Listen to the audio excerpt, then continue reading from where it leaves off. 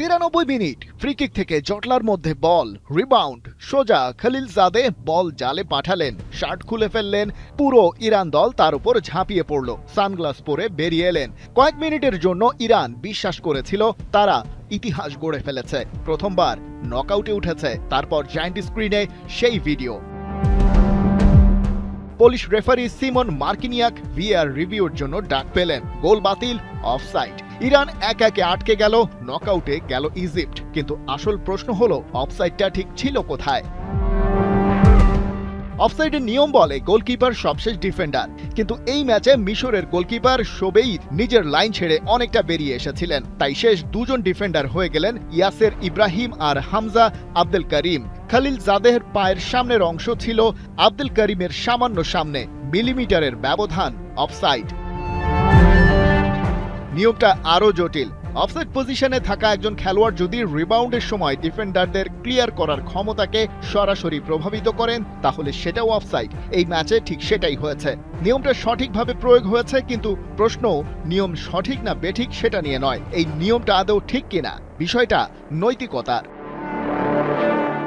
Coach আমির গালেনুই বললেন, মিলিমিটারের কারণে গোল বাতিল, প্রযুক্তি আছে সেটা না হয় মানা গেল, কিন্তু এটা কি ন্যায় বিচার? ইরান তো নিপীড়িত দল, কিন্তু এখন বোঝা যাচ্ছে তারা যথেষ্ট দুর্ভাগাও। ওদিকে ইরান অধিনায়ক মেহেদী তারেমি কথা বলেছেন কোনো ভনিতা না করেই, অনেকটা সরাসরি। এই বিশ্বকাপের আয়োজকরা চায় না তারা পরের স্টেজে যাক।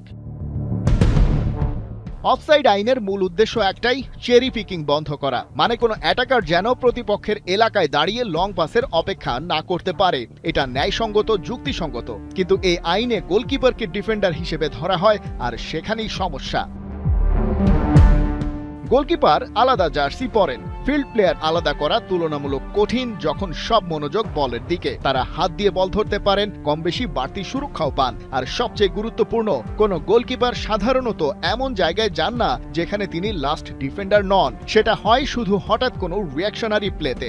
এ ধরনের পরিস্থিতিতে অ্যাটাকারকে গোলকিপারের পজিশনের হিসেব রাখতে বলা অবাস্তব। সমাধানটা আসলে কঠিন নয়। আইএফএবি চাইলে নিয়মটা এভাবে বদলাতে পারে। অফসাইড নির্ধারণে গোলকিপারকে ডিফেন্ডার হিসেবে না ধরে শুধু একজন শেষ ডিফেন্ডারের কথা বলা হোক, অথবা আরও সাহসী পরিবর্তন। একবার পেনাল্টি এরিয়ায় ঢুকে গেলে অফসাইড থাকবে না, যেভাবে আইস হকিতে হয়। হ্যান্ডবলের নিয়ম, অ্যাডভান্টেজ নিয়ম, এই জটিল বিষয়গুলোর তুলনায় এই পরিবর্তন অনেক সহজ। কিন্তু ওদিকে বাকি গল্পটা দুঃখজনক। ইরান বেস্ট থার্ড প্লেস হোল্ডারদের মধ্যে 9 নম্বরে, যেখানে সেরা 8 থার্ড প্লেস হোল্ডার কোয়ালিফাই করেছে নকআউট স্টেজের জন্য। 12টি তৃতীয় স্থান দলের মধ্যে সবচেয়ে খারাপ 4টি বাদ গেছে। আর সেই ইকুয়েশন মেনে আলজেরিয়া অস্ট্রিয়া ম্যাচ 3-3 গোলে ড্র হওয়ায় ইরানকে ফিরতে হচ্ছে ঘরে, যেখানে যুদ্ধের কালো ধোঁয়া বুকে নিয়ে ফেরার অপেক্ষায় আছে ওদের পরিবার।